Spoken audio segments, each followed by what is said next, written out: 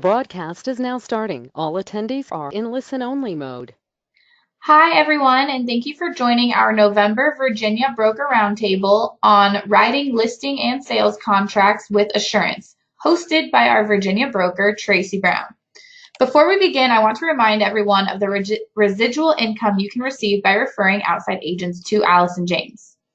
For the first 3 agents you refer, you will receive a 10% override. When you refer 4 to 20 agents, you receive 15%. And when you refer more than 20, you receive 20%. Now 10, 15, and 20% of what? That's where our 3 plans come into play. First, we have Plan A. Plan A is $3,950 for the entire year. On this plan, agents keep 100% of their commission. Therefore, if you refer an agent and they join us on Plan A, you will receive $395 per year. Next, we have Plan B.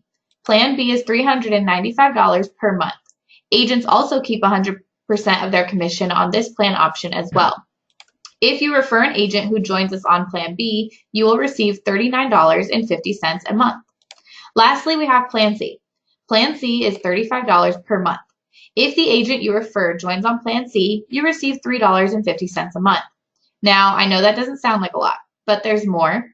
With Plan C, agents pay a $360 transaction fee for each transaction they close, and you, as the referring agent, will also receive 10% of the transaction fee for each and every transaction they close. So let's say they close a transaction every month. That means you're earning an extra $36 per month plus the $350, which now brings your grand total to $39.50 a month. If you need marketing materials to refer other agents to Allison James, please go to Allison James University, click on the Referrals tab. From there, you will find marketing materials with more information on Allison James that you can show to other agents. With that being said, let's go ahead and get started with our Virginia Broker Roundtable. Remember, if you have any questions during this presentation, go ahead and type them into the questions box of your GoToWebinar control panel, and we will answer them all at the end. I will now pass it over to Tracy Brown. Good afternoon, Tracy. Good afternoon, Tori. Excited, always good to hear from you guys, and great programs that we've talked about there. I have some agents who are interested in coming aboard with us, so we're working on that. But today I want to talk about what happened once you come aboard in reference to contract writing and listing writing. I want to give some information where you feel confident when you're on a listing appointment, taking a listing agreement, and also when you're doing a sales contract. Now, the information I give you is going to be a little different. It's not going to be what you think the technical aspect of it, because you can go to the real estate board and you can learn the technical aspect of writing a contract. But I want you to feel assured when you write that contract that you have a stable listing or you have a stable sale that can close. That's what it's all about. So let's get right to it.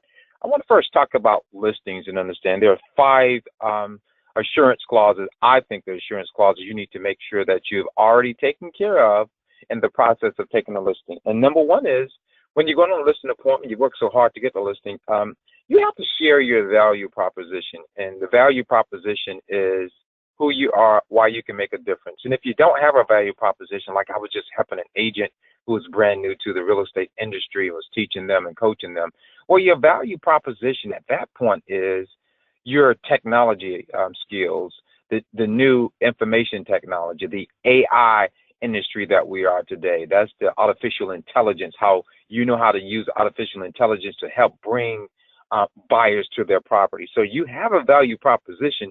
You just have to write out what it is, and you have to believe in it. So when you come in before that client.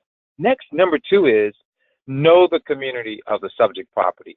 You need to do your homework on that subject property. You can go right to the MLS. Some people use local services, that ILO company. I'm not using the initial on the end of it. I don't want to give any marketing advertising on that. I'll have you choose to do that.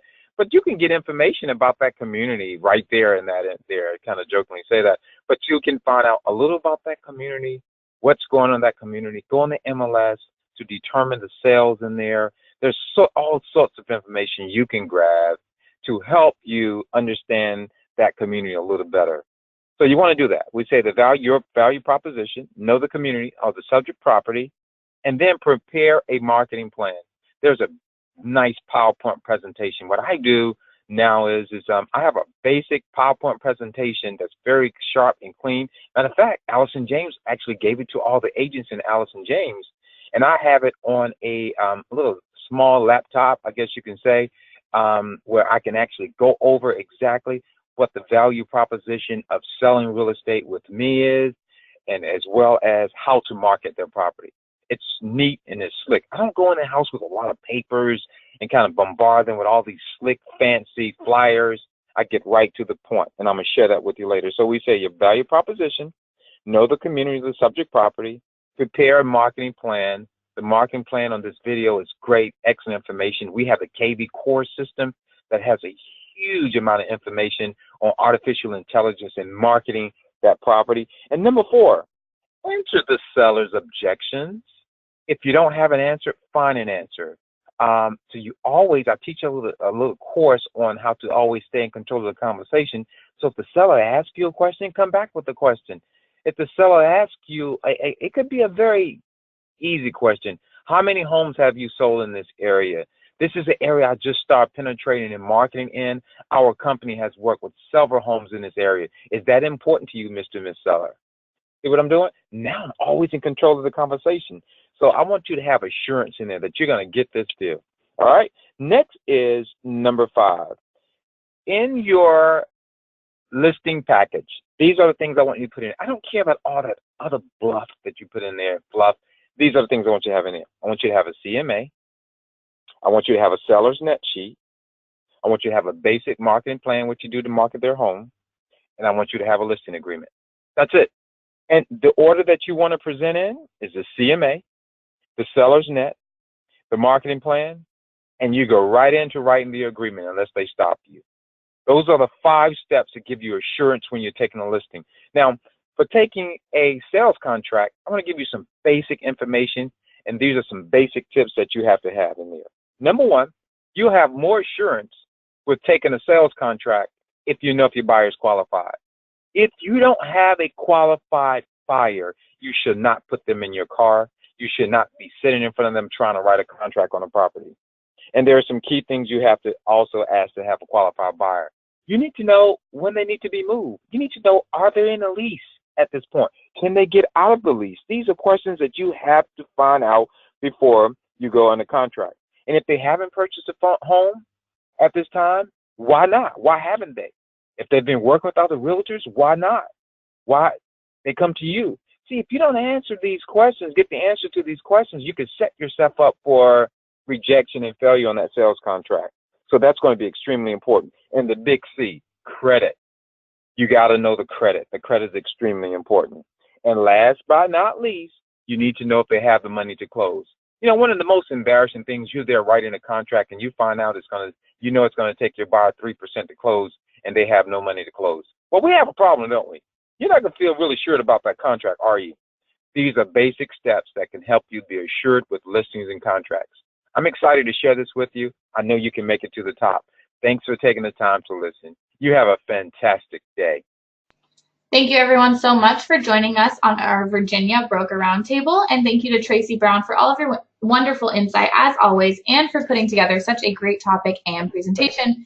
Thanks again for joining, and I hope you all have a wonderful week. Bye everyone. Great. Thank you.